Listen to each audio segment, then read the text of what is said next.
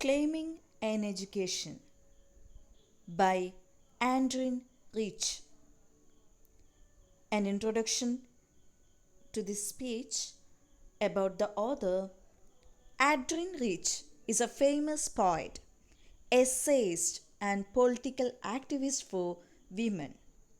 She defined herself as a woman, lesbian, and a feminist. She was born in Baltimore in the USA and in 1929.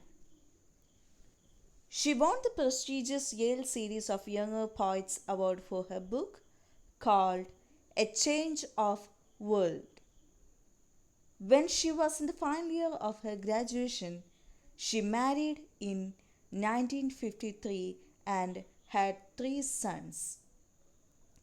In 1960s, she became a great champion of the oppressed. She fought for the rights of women and sexual minorities. She also participated in the civil rights movement and also in anti-Vietnam protest. Adrienne rich എന്ന് പറയുന്ന famous ആയിട്ടുള്ള എഴുത്തുകാരി, അവർ വളരെ famous ആയിട്ടുള്ള ഒരു എസ്സേയിസ്റ്റും അതുപോലെ തന്നെ സ്ത്രീകൾക്ക് വേണ്ടിയിട്ട് വാദിക്കുന്ന ഒരു പൊളിറ്റിക്കലായിട്ടുള്ള ആക്ടിവിസ്റ്റും കൂടിയായിരുന്നു. അവരെ പറ്റി തന്നെ ഡിഫൈൻ ചെയ്തിട്ടുള്ളത് അവരൊരു സ്ത്രീയാണ്, ലെസ്ബിയനാണ്, ഒരു ഫെമിനിസ്റ്റാണ് എന്നാണ്. അവരൊരു സ്ത്രീയുമാണ്, ലെസ്ബിയനുമാണ്, ഫെമിനിസ്റ്റുമാണ്. അവർ ജനിച്ചത് 1929 അമേരിക്കയിലെ ബാൽറ്റിമോർ എന്ന് പറയുന്ന സ്ഥലത്താണ്. അവരുടെ വളരെ ഫേമസ് ആയിട്ടുള്ള ഒരു പുസ്തകമാണ് എ ചേഞ്ച് ഓഫ് വേൾഡ് എന്ന് പറയുന്നത്. ആ ഒരു പുസ്തകത്തിന് Yale series of younger poets അവാർഡൊക്കെ കിട്ടിയിട്ടുണ്ട്. അവർ ഡിഗ്രി അവസാന വർഷം പഠിച്ചുകൊണ്ടിരിക്കുന്ന സമയത്താണ് അവർക്ക് ഇത്രയും വലിയ Yale series of younger poets അവാർഡൊക്കെ കിട്ടിയിട്ടുണ്ടായിരുന്നത്. 1960s തന്നെ അടിച്ചമർത്തപ്പെട്ട ആളുകളുടെ ഒരു വക്താവ് കൂടിയായിരുന്നു നമ്മളുടെ അഡ്രിൻ റിച്ച് എന്ന് പറയുന്ന സ്ത്രീ. സ്ത്രീകളുടെയും അതുപോലെ തന്നെ സെക്ഷൽ മൈനോറിറ്റീസിൻ്റെയും അവകാശങ്ങൾക്ക് വേണ്ടിയിട്ട് അവരെന്നും വാദിക്കുക ചെയ്തിട്ടുണ്ടായിരുന്ന, സ്ത്രീകളുടെ അവകാശങ്ങൾക്ക് വേണ്ടി ഒരുപാട് പോരടിച്ചിട്ടുണ്ടായിരുന്ന ഒരു വ്യക്തി കൂടിയാണ് അഡ്രിൻ റിച്ച് എന്ന് പറയുന്നത്. സിവിൽ റൈറ്റ്സ് മൂവ്മെൻറ്റിലും അതുപോലെ തന്നെ ആൻറ്റി വിയറ്റ്നാം പ്രൊട്ടസ്റ്റിലും അവർ പാർട്ടിസിപ്പേറ്റ് ചെയ്തിട്ടുണ്ടായിരുന്നു.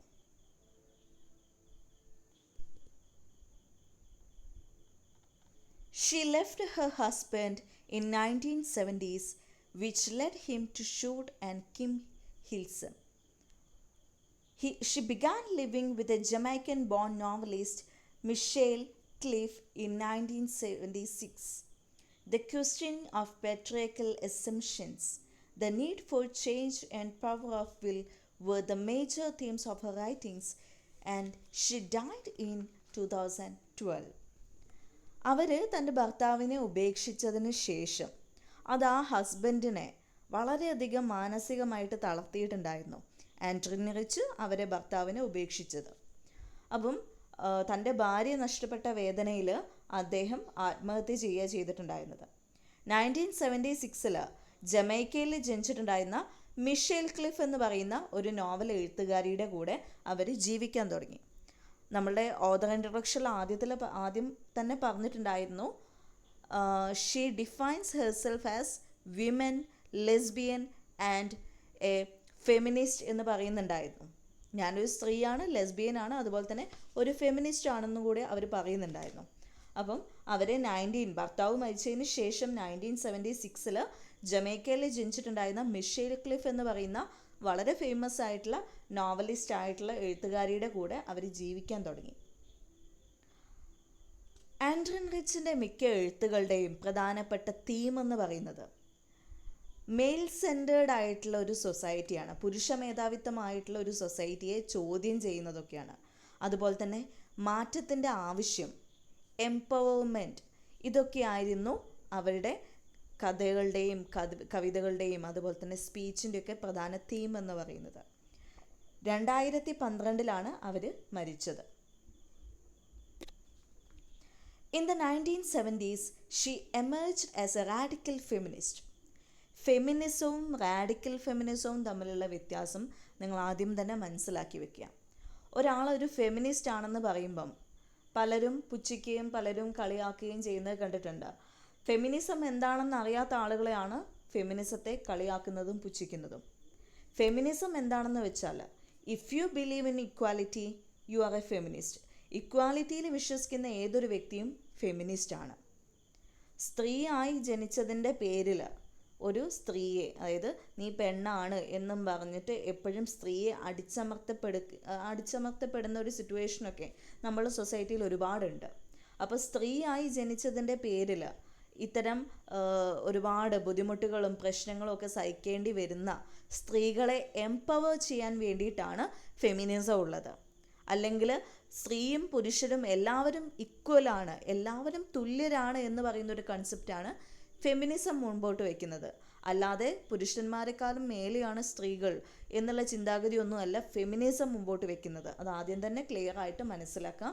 Feminism stands for equality. നിങ്ങളൊരു ജോലി ചെയ്യുകയാണെന്ന് വിചാരിക്കുക, അതിൽ മെയിലാണ്, പുരുഷന് ഒരു 1000 രൂപയും സ്ത്രീ ആയതുകൊണ്ട് നിങ്ങളൊരു 500 രൂപ വെച്ചാൽ മതി എന്ന് പറയുകയാണെങ്കിൽ അത് ഇക്വാലിറ്റി ആണോ? ഒരിക്കലുമല്ല. ഇക്വൽ ജോലിക്കാണെങ്കിൽ ഇക്വൽ പേയ്മെൻറ്റ് കൊടുക്കണം. ഒരേ ജോലിക്ക് രണ്ടാൾക്ക് 2 വ്യത്യസ്തമായിട്ടുള്ള സാലറി കൊടുത്തു കഴിഞ്ഞാൽ നമുക്കൊരിക്കലും അത് അംഗീകരിക്കാൻ പറ്റില്ല. അവിടെയാണ് ഫെമിനിസത്തിൻ്റെ ഒരു ഇമ്പോർട്ടൻസ് വരുന്നത്. സ്ത്രീയായി ജനിച്ചതുകൊണ്ട് മാത്രം തഴഞ്ഞു പോകുന്ന സ്ത്രീകളുടെ ജീവിതത്തെ മുൻനിരയിലേക്ക് കൊണ്ടുവരാനും അവരുടെ അവകാശങ്ങൾ നേടിയെടുക്കാനും വേണ്ടിയിട്ടാണ് ഫെമിനിസം ഉള്ളത്. പല ഫെമിനിസം എന്താണെന്ന് അറിയാത്ത പല വ്യക്തികളും, അത് സിനിമയിലുള്ളതായിക്കോട്ടെ രാഷ്ട്രീയത്തിലുള്ളതായിക്കോട്ടെ ആരായാലും ശരി, ഫെമിനിസം എന്താണെന്നറിയാതെ ഫെമിനിസത്തെ ഞാനൊരു ഫെമിനിസ്റ്റാണ് എന്നൊക്കെ ആളുകളുടെ മുമ്പിൽ പൊങ്ങച്ചം പറയാൻ വേണ്ടി ഉപയോഗിക്കുന്ന ആ ഒരു വാക്ക് ഉപയോഗിക്കുന്ന സമയത്ത് ആക്ച്വലി ഫെമിനിസം എന്നുള്ള ഒരു വാക്ക് അവിടെ ക്രോസ് ചെക്ക് ചെയ്യപ്പെടുക ചെയ്യുന്നത്. ഒരുപാട് പുരുഷന്മാരുണ്ട്, ഒരുപാട് ഫെമിനിസം എന്താണെന്ന് അറിയുന്ന പുരുഷന്മാരൊക്കെ തന്നെ ഫെമിനിസ്റ്റുകളാണ്. ഒരുപാട് പുരുഷന്മാരുണ്ട് ഫെമിനിസ്റ്റുകളായിട്ടുള്ള. അതായത് മിക്ക എഴുത്തുകാരും എല്ലാവരും ഫെമിനിസ്റ്റുകളാണ്. കാരണം അവരെല്ലാവരും ഇക്വാലിറ്റിയിൽ വിശ്വസിക്കുന്ന ആളുകളാണ്. അതായത് എല്ലാവരും തുല്യരാണ് എന്ന് വിശ്വസിക്കുന്ന ആളുകളൊക്കെ തന്നെ ഫെമിനിസ്റ്റുകളാണ്. പിന്നെ ഫെമിനിസവും റാഡിക്കൽ ഫെമിനിസവും തമ്മിലൊരു വ്യത്യാസമുണ്ട്. ഫെമിനിസം ഇക്വാലിറ്റി ആണെങ്കിൽ റാഡിക്കൽ ഫെമിനിസം എന്ന് പറയുന്നത് സ്ത്രീകൾ അതായത് പുരുഷന്മാരെക്കാളും മേലെയാണ് സ്ത്രീകൾ എന്നുള്ളൊരു ചിന്താഗതി വെച്ച് പുലർത്തുന്ന ഒരു ഗ്രൂപ്പ് ഓഫ് ആൻറ്റി ഫെമിനിസ്റ്റ് ആയിട്ടുള്ള ആളുകളെയാണ് റാഡിക്കൽ ഫെമിനിസം എന്ന് പറയുന്നത്. അതായത് പുരുഷന്മാരെക്കാളും മേലെയാണ് സ്ത്രീകൾ എന്ന് ചിന്തിക്കുന്ന ഒരു കാറ്റഗറിയാണ് റാഡിക്കൽ ഫെമിനിസ്റ്റ് എന്ന് പറയുന്നത്. ഇതിൽ നമ്മളുടെ ആൻഡ്രിൻ റിച്ച് ഒരു റാഡിക്കൽ ഫെമിനിസ്റ്റ് ആണ്. പുരുഷന്മാരോട് അവർക്ക് വിദ്വേഷമാണുള്ളത്, പുരുഷന്മാരോട് അവർക്ക് ദേഷ്യമാണുള്ളത്. സോ അവർ ഓൾറെഡി പറഞ്ഞിട്ടുണ്ട് അവരൊരു ലെസ്ബിയനാണ്, ഒരു ഫെമിനിസ്റ്റ് ആണ്, അതുപോലെ തന്നെ വിമൻ ആണെന്ന് പറഞ്ഞു. പക്ഷേ she is not a feminist. അവരൊരു ഫെമിനിസ്റ്റ് അല്ല. ഫെമിനിസ്റ്റ് ആണ് ഓഫ്കോഴ്സ്. അവരുടെ ചിന്താഗതി, ഫെമിനിസം എന്ന് പറയുന്നത് നമ്മളുടെ ചിന്താഗതിയാണ്. ഇപ്പം നമ്മൾ വീടുകളിൽ നമ്മൾ ചെറുപ്പം മുതലേ നമ്മൾ പലതരത്തിലുള്ള അൺബൈസ്ഡ് ആയിട്ടുള്ള ഒരുപാട് സിറ്റുവേഷൻസ് നമ്മൾ ഫോളോ ചെയ്യുന്നുണ്ട്. നമുക്ക് തന്നെ അറിയാം, ഒന്ന് റിവൈൻഡ് ചെയ്താൽ മനസ്സിലാവും. ഇപ്പം ഇതിൻ്റെ ഇടയിൽ സിനിമയിലൊക്കെ ഉണ്ടായിരുന്ന വളരെ തോട്ട്ഫുള്ളായിട്ടുള്ളൊരു ടോക്ക് ഉണ്ടായിരുന്നു. മലയാളത്തിലെ ആക്ട്രസ് ആയിട്ടുള്ള റിമാക്ക് അല്ലെങ്കിൽ പറഞ്ഞിട്ടുണ്ടായിരുന്ന ഒരു സ്റ്റേറ്റ്മെൻറ്റ് ഉണ്ടായിരുന്നത്, ഒരു ഫിഷ് ഫ്രൈനെ കുറിച്ച്, ഒരു മീൻ പൊരിച്ചതിന് ഒരു ഭയങ്കര കോൺട്രവേഴ്സി ആയിട്ട് ഒരുപാട് ആൾക്കാർ എക്സാജറേറ്റ് ചെയ്തൊക്കെ പറഞ്ഞു. സംഭവം സത്യമാണ്. അല്ലാന്നുണ്ടെങ്കിൽ നിങ്ങൾ തന്നെ ഒന്ന് ചിന്തിച്ച് നോക്കുക. നമ്മളുടെ വീടുകളിൽ എന്തെങ്കിലും ഒരു സ്പെഷ്യലായിട്ട് എന്തെങ്കിലും ഒരു ഐറ്റം ഉണ്ടാക്കി, അതൊന്നേ ബാക്കിയുള്ളൂ എന്ന് വിചാരിക്കുക, അല്ലെങ്കിൽ അതൊന്നേ ഉള്ളൂ എന്ന് വിചാരിക്കുക. നമ്മളത് വേഗം എന്താ ചെയ്യുക, നമ്മളെ അമ്മമാരായാലും ശരി, വീട്ടിലെ ആളുകളായാലും ശരി, അത് ഒന്നെങ്കിൽ അച്ഛനോ അല്ലെങ്കിൽ ബ്രദറിനോ, അതിന് യങ്ങർ ബ്രദർ ആയിക്കോട്ടെ എൽഡർ ബ്രദർ ആയിക്കോട്ടെ, ബോയ് ആയിട്ടുള്ള ആ വീട്ടിലെ ആളുകൾക്കേക്ക് മാറ്റി വെക്കുന്നുണ്ടാവുക. സ്ത്രീകൾ പൊതുവെ അത് കഴിക്കാറില്ല. എന്തുകൊണ്ടാണ്? അവിടെയും ആ ഒരു ഡിസ്ക്രിമിനേഷൻ തന്നെയാണ് കാണിക്കുന്നത്. അതുപോലെ തന്നെ ഇപ്പം സ്ത്രീകൾക്കായിരിക്കും അത് കൂടുതലായിട്ട് പറഞ്ഞു കഴിഞ്ഞാൽ മനസ്സിലാവാം. ഒരു 6 മണിയാവുന്നതിന് മുമ്പ് വീട്ടിലേക്ക് കയറണം, 6 മണിക്ക് ശേഷം പുറത്തിറങ്ങാൻ പാടില്ല, നീ പെൺകുട്ടിയാണ്, അങ്ങനെ ചെയ്യാൻ പാടില്ല, അങ്ങനെ പറയാൻ പാടില്ല, അങ്ങനെ ഒരുപാട് റെസ്ട്രിക്ഷൻസ് പെൺകുട്ടികൾ ജനിക്കുന്ന കാലം മുതൽ പെൺകുട്ടികളുടെ മേലിങ്ങനെ അടിച്ചമർത്തപ്പെടുന്നുണ്ട്. പരിചയമില്ലാത്തവരോട് സംസാരിക്കരുത്, അതുപോലെ തന്നെ വീടിന് മുമ്പിൽ അങ്ങനെ പോയി നിൽക്കരുത്, ഇങ്ങനെ ചെയ്യരുത്, അങ്ങനെ ഒരുപാട് റെസ്ട്രിക്ഷൻസ്. അപ്പം സ്ത്രീയായി ജനിച്ചതുകൊണ്ട് അതിൻ്റെ പേരിൽ മാത്രം സ്ത്രീകളെ അവകാശങ്ങളൊക്കെ റെസ്ട്രിക്റ്റ് ചെയ്യുന്നതിനെ ഓവർകം ചെയ്യാൻ വേണ്ടിയിട്ടാണ് ഫെമിനിസം എന്ന് പറയുന്നത്. And she said the way we live in patriarchal society is dangerous for humanity. അവർ പറയുന്നത് എന്താണെന്ന് വെച്ചാൽ, പുരുഷ മേധാവിത്വമുള്ള നമ്മളുടെ ഈ ഒരു ലൈഫ്, നമ്മളുടെ ഈ ഒരു സമൂഹത്തിലെ ലൈഫ് നമ്മളെ പല അപകടങ്ങളിലേക്കും ചെന്ന് എത്തിക്കുമെന്നാണ് അവർ പറയുന്നത്. ദെൻ അവരുടെ ഈ ഒരു സ്പീച്ച് എന്ന് പറയുന്നത്, അവരുടെ ഈ ഒരു സ്പീച്ച് അവർ കോൺവൊക്കേഷൻ്റെ സമയത്ത് ഡഗ്ലസ് കോളേജിൽ വെച്ചിട്ടായിരുന്നു അവർ ഈ ഒരു സ്പീച്ച് ഡെലിവർ ചെയ്തിട്ടുണ്ടായിരുന്നത്. ക്ലെയിമിങ് ഇൻ എഡ്യൂക്കേഷൻ എന്ന് പറയുന്നത് അവർ നടത്തിയിട്ടുള്ള ഒരു പ്രസംഗത്തിൻ്റെ ഭാഗമാണ്. അവർ പഠിച്ചിട്ടുണ്ടായിരുന്ന ഡഗ്ലസ് കോളേജിൽ അവർ 1977 അവർക്ക് കോൺവൊക്കേഷൻ ഉണ്ടായിരുന്നു. കോൺവൊക്കേഷൻ മീൻസ് ഗ്രാജുവേഷനൊക്കെ കഴിഞ്ഞാൽ നിങ്ങൾ കണ്ടിട്ടുണ്ടാവും, ഒരു ബ്ലാക്ക് ക്യാപ്പൊക്കെ വെച്ച് ബ്ലാക്ക് കോട്ടൊക്കെ ധരിച്ച് കയ്യിലൊരു മാർക്ക് ലിസ്റ്റൊക്കെ പിടിച്ച് കുറേ പേര് ഫോട്ടോ ഒക്കെ എടുക്കുന്നത്. ആ കോൺവൊക്കേഷൻ്റെ സമയത്ത് അവർ നടത്തിയിട്ടുള്ള, അവർ ഡെലിവർ ചെയ്തിട്ടുള്ള ഒരു സ്പീച്ചാണ് ക്ലെയിമിങ് ആൻ എഡ്യൂക്കേഷൻ എന്ന് പറയുന്നത്. And it was first printed in the magazine The Common Woman in 1977 and eventually reprinted in the collection of Lies, Secrets and Silence, Selected Prose in 1966-1978. The Common Women എന്ന് പറയുന്ന മാഗസിനിലാണ് ഈ ഒരു speech ആദ്യമായിട്ട് publish ചെയ്ത് വന്നിട്ടുണ്ടായിരുന്നത്. And she was criticized for her anti-male bias in her writing, and she said, I make no claim to be universal, neuter or androgynous. Her political belief is the best shown in her comment, all human life is one planet is born of women. പിന്നെ അവർ പറയുന്നത് എന്താണെന്ന് വെച്ചാൽ, അവർ പറയുന്നത് ഞാൻ എല്ലാവർക്കും വേണ്ടിയിട്ടല്ല എഴുതുന്നത് എന്ന് പറയണം. ഞാൻ ഒട്ടും ബയസ്ഡ് ആയിട്ടും അല്ല എഴുതുന്നത്, സ്ത്രീകൾക്കും പുരുഷന്മാർക്കും വേണ്ടി എഴുതുന്ന ആളുമല്ല ഞാനെന്ന് അവർ പറയുന്നുണ്ട്. അവരവരുടെ രാഷ്ട്രീയമായിട്ടുള്ള നിലപാട് അവിടെ കൃത്യമായിട്ട് ചൂണ്ടിക്കാണിക്കുന്നുണ്ട്. അതായത് ഈ ഭൂമിയിലുള്ള എല്ലാ മനുഷ്യരും സ്ത്രീയിൽ നിന്നാണ് ജനിക്കുന്നത്. എല്ലാവരെയും യോജിപ്പിക്കുന്ന ഒരു ബേസിക്കായ ഫാക്ടർ എന്ന് പറയുന്നതും സ്ത്രീകളാണ് എന്ന് പറയുകയാണ്. അതായത് ഒരു സ്ത്രീയുടെ ശരീരത്തിൽ മാസങ്ങളോളം കിടന്നാണ് ഒരു കുഞ്ഞ് വളരുന്നത് എന്നാണ് അവർ സ്റ്റേറ്റ് ചെയ്യാൻ ശ്രമിക്കുന്നത്. അതായത് നമ്മൾ നേരത്തെ പറഞ്ഞു ഷീസ് എ റാഡിക്കൽ ഫെമിനിസ്റ്റ്. അപ്പോൾ സ്ത്രീയാണ് എല്ലാം എന്നുള്ളൊരു ചിന്താഗതി ആണ് ആൻഡ്രിൻ റിച്ചിനുള്ളത്.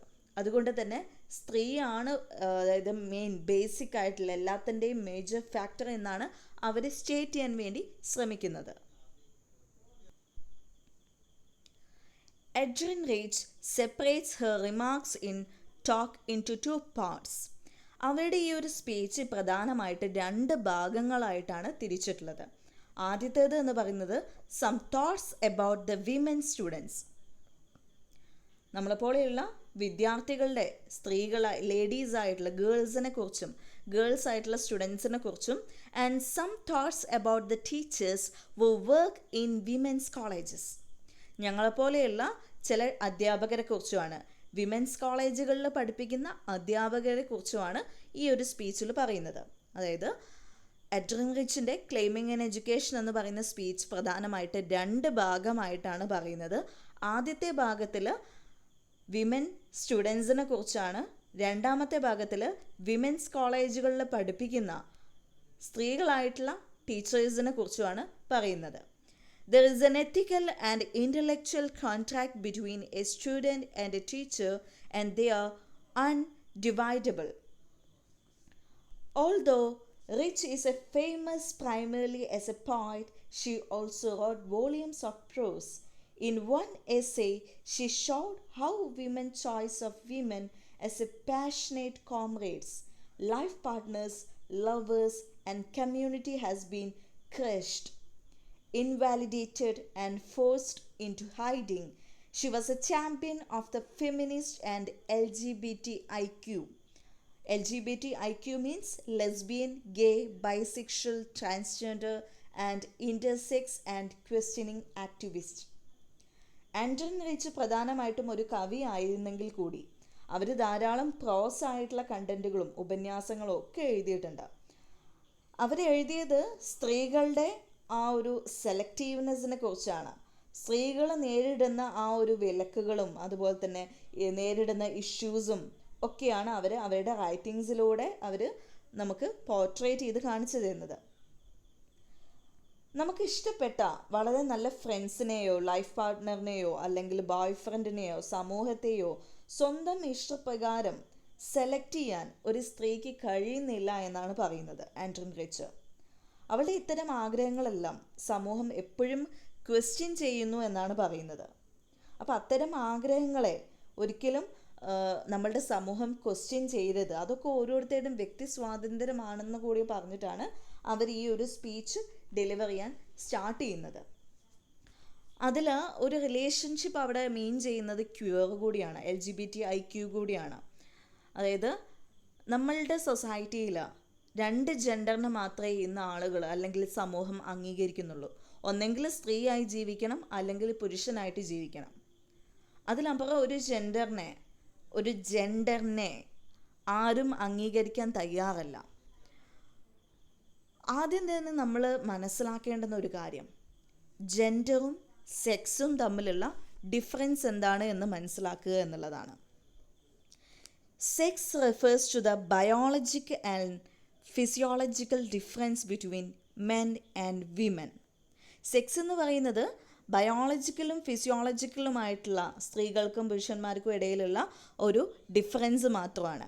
എന്നാൽ ജെൻഡർ എന്ന് പറയുന്നത് which refers to the social and cultural differences between women and men. Gender എന്ന് പറയുന്നത് സ്ത്രീക്കും പുരുഷനും ഇടയിലുള്ള കൾച്ചറലും സോഷ്യലുമായിട്ടുള്ള ചേഞ്ചസിനെയാണ് ജെൻഡർ എന്ന് പറയുന്നത്. And sex has 2 main categories, മെയിലും ഫീമെയിലും. സെക്സിൽ 2 കാറ്റഗറിയാണ് വരുന്നത്, മെയിൽ അല്ലെങ്കിൽ ഫീമെയിൽ. എന്നാൽ ജെൻഡറിന് 2 കാറ്റഗറിയാണുള്ളത്. അതാണ് മാസ്കുലിനും ഫെമിനിനും. നമ്മളൊരു സ്ത്രീയാണോ പുരുഷനാണോ എന്ന് ഡിറ്റർമൈൻ ചെയ്യുന്നത് ഈ ജെൻഡറാണ്, മാസ്കുലിനും ഫെമിനിൻ ക്വാളിറ്റീസുമാണ്. നമ്മളുടെ ശരീരത്തിൽ ഇപ്പം ഞാനൊരു ബോയ് ആണെന്ന് വിചാരിക്കാം, പക്ഷേ എൻ്റെ ശരീരത്തിൽ ഫെമിനിൻ ക്വാളിറ്റിയാണ് അല്ലെങ്കിൽ ഫെമിനിൻ ഹോർമോൺസ് ആണ് കൂടുതലായിട്ടുള്ളത് എന്നുണ്ടെങ്കിൽ definitely I will show A female characteristics. ഞാൻ കാണിക്കുന്ന എൻ്റെ ബിഹേവിയറും എൻ്റെ പെരുമാറ്റവും അല്ലെങ്കിൽ എൻ്റെ രീതികളും ഡെഫിനറ്റ്ലി ഒരു സ്ത്രീയുടേതുപോലുള്ള ഒരു പെരുമാറ്റമായിരിക്കും. അതുപോലെ തന്നെ ഒരു സ്ത്രീയിൽ മാസ്കുലിൻ പവറാണ് കൂടുതലായിട്ട് ഉള്ളതെന്ന് വിചാരിക്കുക. അപ്പോൾ ഡെഫിനറ്റ്ലി ആ സ്ത്രീ കുറച്ചുകൂടെ ടോംബോയിഷ് ആയിട്ടുള്ള രീതിയിലായിരിക്കും നടക്കുന്നുണ്ടാവുക. അധികവും ബോയ്സ് ധരിക്കുന്ന രീതിയിലുള്ള ഡ്രസ്സ് ധരിക്കുന്നുണ്ടാവും, ബോയ്സിനെ പോലെ ഹെയർ കട്ട് ചെയ്യാൻ ആഗ്രഹിക്കുന്നുണ്ടാവും, ബോയ്സിനെ പോലെ നടക്കാൻ ആഗ്രഹിക്കുന്നുണ്ടാവും. അപ്പം നമ്മളുടെ ശരീരത്തിലുള്ള മാസ്കുലിൻ ആൻഡ് ഫെമിനിൻ ക്വാളിറ്റീസ് ആണ് നമ്മളുടെ ജെൻഡറിനെ ഡിഫൈൻ ചെയ്യുന്നത് തന്നെ. And sex remains the same regardless of time and culture, and the gender roles expectation may differ across the time and culture. And sex is created by the reproduction needs, that is biological features. Sex എന്ന് പറയുന്നത് reproduction നീഡ്സും അതുപോലെ തന്നെ ബയോളജിക്കലായിട്ടുള്ള കാര്യങ്ങൾക്ക് കൂടിയാണ്. എന്നാൽ gender എന്ന് പറയുന്നത് which is the distinctions are created by social norms. Social norms ആണ് നമ്മളുടെ ജെൻഡറിനെയൊക്കെ ഡിഫൈൻ ചെയ്തു വരുന്നത് എന്നാണ് പറയുന്നത്. അതിലേറ്റവും നല്ല ഉദാഹരണമായിട്ട് നമുക്ക് പറയാം, സെക്സ് കനോട്ട് ബി ചേഞ്ച്ഡ്. ഒരിക്കലും സെക്സ് ചേഞ്ച് ചെയ്യാൻ പറ്റില്ല, ഒന്നെങ്കിൽ സ്ത്രീ അല്ലെങ്കിൽ പുരുഷൻ.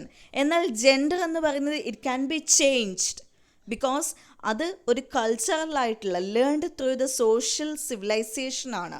സോഷ്യലൈസേഷൻ വഴി ചേഞ്ച് ചെയ്യുന്നതാണ് നമ്മളുടെ ജെൻഡർ എന്ന് പറയുന്നത്. അതുപോലെ തന്നെ സെക്സ് അതിന് എക്സാമ്പിളായിട്ട് പറയുകയാണെങ്കിൽ only women can give birth. സ്ത്രീകൾക്ക് മാത്രമാണ് ഒരു ജന്മം നൽകാനുള്ള ആ ഒരു ക്യാപ്പബിലിറ്റി ഉള്ളത്. എന്നാൽ ജെൻഡറിലേക്ക് വരുന്ന സമയത്ത് women and men can work as teachers, engineers and labours. സ്ത്രീകൾക്കും പുരുഷന്മാർക്കും ടീച്ചേഴ്സായിട്ടും വർക്ക് ചെയ്യാം, എൻജിനീയേഴ്സായിട്ടും വർക്ക് ചെയ്യാം, അതുപോലെ തന്നെ മറ്റ് ലേബേഴ്സായിട്ടുള്ള ജോലികളൊക്കെ ചെയ്യാൻ സാധിക്കും. And knowing more about LGBTIQ, പല ആളുകൾക്കും ഇന്നും LGBTIQ ക്യൂർ ആയിട്ടുള്ള അല്ലെങ്കിൽ ട്രാൻസ്ജെൻഡേഴ്സ് ആയിട്ടുള്ള ആളുകൾ കാണുന്ന സമയത്ത് അവർക്ക് ഇപ്പോഴും കളിയും തമാശയൊക്കെയാണ്. നമ്മൾ റീസെൻ്റ്ലി നമ്മൾ ഒരു ഒരു ന്യൂസ് ഉണ്ടായിരുന്നു, അനന്യകുമാരി അലക്സ് അവർ സൂയിസൈഡ് ചെയ്ത്. അപ്പോൾ പലരും പറഞ്ഞ് സോഷ്യൽ മീഡിയയിൽ ഒരുപാട് കണ്ടിട്ടുള്ള ഒരു സ്റ്റേറ്റ്മെൻ്റ് ഉണ്ടായിരുന്നു, ദൈവം തന്നതല്ലേ, അതിനെ മുറിച്ചു മാറ്റാൻ നിന്നിട്ടല്ലേ എന്നുള്ളത്. നമുക്ക് ഓരോരുത്തർക്കും ഇപ്പം പല ആളുകൾക്കും ക്യാൻസർ പോലെയുള്ള പല അസുഖങ്ങളും ഉണ്ട്. അല്ലെങ്കിൽ നമ്മൾ ജനിക്കുന്ന സമയത്ത് നമ്മളുടെ കാഴ്ച കുറയും, അല്ലെങ്കിൽ നമ്മൾ ജനിക്കുന്ന സമയത്ത് നമുക്ക് എന്തെങ്കിലും ബ്രീത്തിങ് ഇഷ്യൂസോ അല്ലെങ്കിൽ എന്തെങ്കിലുമൊക്കെ പനി അല്ലെങ്കിൽ അങ്ങനെ എന്തെങ്കിലുമൊക്കെ അസുഖങ്ങളൊക്കെ നമുക്ക് വരാറുള്ള ആളുകളാണ് നമ്മൾ ഈ ലോകത്തുള്ള സകല മനുഷ്യരും. അപ്പോൾ അതൊക്കെ ദൈവം തന്നതല്ലേ എന്ന് വിചാരിച്ചിരുന്നാൽ പോരെ, ദൈവം തന്ന അസുഖമാണ് എന്ന് വിചാരിച്ചിരുന്നാൽ പോരെ, നമ്മൾ എന്തിനാണ് വെറുതെ ഡോക്ടേഴ്സിൻ്റെ അടുത്തേക്ക് പാഞ്ഞു ചെല്ലുന്നത്? അതുപോലെ തന്നെയാണ് ഇതും. ഒരാളുടെ ജെൻഡർ എന്ന് പറയുന്നത് അത് അയാളുടെ ഐഡൻറ്റിറ്റിയാണ്. ഒരാൾക്ക് എനിക്കിപ്പം ഞാനൊരു സ്ത്രീയാണ്, എനിക്ക് പുരുഷനായിട്ട് ജീവിക്കണം, എൻ്റെ ഉള്ളിലൊരു പുരുഷൻ്റെ ആ ഒരു മനസ്സാണ് ഉള്ളത് എന്ന് ഞാൻ മനസ്സിലാക്കി കഴിഞ്ഞാൽ, ഞാനൊരു സർജറിയൊക്കെ ചെയ്ത് നമ്മൾ സർജറിയൊക്കെ ചെയ്ത് വരുന്ന ആളുകളെയാണ് പൊതുവെ ട്രാൻസ്ജെൻഡേഴ്സ് എന്ന് വിളിക്കുന്നത്. ഞാനൊരു സർജറി ചെയ്തു, അതായത് ഇപ്പം ഞാനൊരു സ്ത്രീയാണെന്ന്, ഫോർ എക്സാമ്പിൾ ഞാനൊരു സ്ത്രീയാണെന്ന് വിചാരിക്കുക. അപ്പം എനിക്ക് ഒരു പുരുഷനായിട്ട് ജീവിക്കാനാണ്, എൻ്റെ സ്വത്വം എന്ന് പറയുന്നത് ഒരു പുരുഷനാണ് എന്ന് ഞാൻ മനസ്സിലാക്കി കഴിഞ്ഞാൽ, പിന്നെ ഈ ഒരു സ്ത്രീ ശരീരം എന്ന് പറയുന്നത് ഭയങ്കര ഇറിറ്റേഷനായിട്ട് ഫീൽ ചെയ്യും. അപ്പം എങ്ങനെയെങ്കിലും ഒരു സർജറി ചെയ്ത് ഓർഗൻ ട്രാൻസ്പ്ലാന്റേഷനൊക്കെ ചെയ്തിട്ട് ഒരു പുരുഷനായിട്ട് മാറാനായിരിക്കും അവർ ഏറ്റവും കൂടുതൽ ആഗ്രഹിക്കുന്നുണ്ടാവുക.